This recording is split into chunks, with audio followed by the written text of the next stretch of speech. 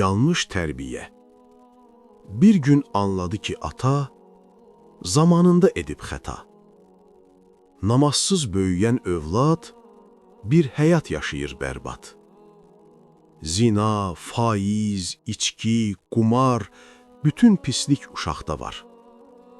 Həm narkoman, həm avara, hamını gətirib zara. Bilib ki, narkotik edib, yoldaşı da atıb gedib. Xırtdəyəcəm borc içində, üst-baş biyabırçı gündə. Bunları görən bir ata, necə yeyə, necə yata? Düşündü öz səhvlərini, köhnə həyət evlərini. Düzdür, otaqları dardı, gözəl bir ailəsi vardı.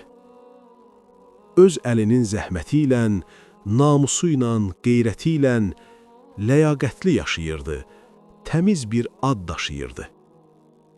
Ancaq pis bir işi vardı, ibadətə səhlənkardı.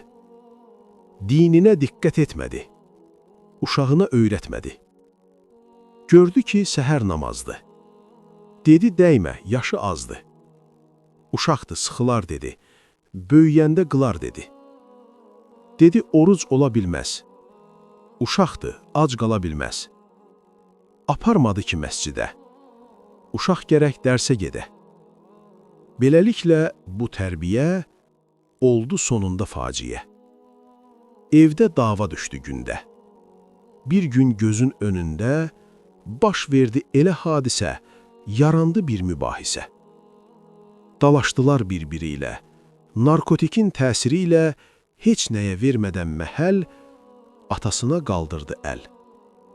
Ata diz üstə çökərək, acı göz yaşı tökərək, dərk elədi ki, indi ona lazım olan dindir.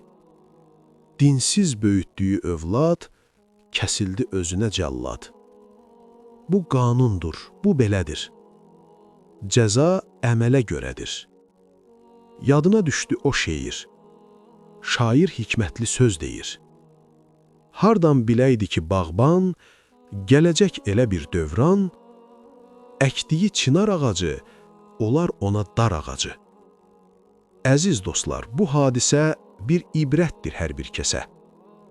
Övladları zamanında, İslamında, imanında etmək gərəkdir tərbiyə.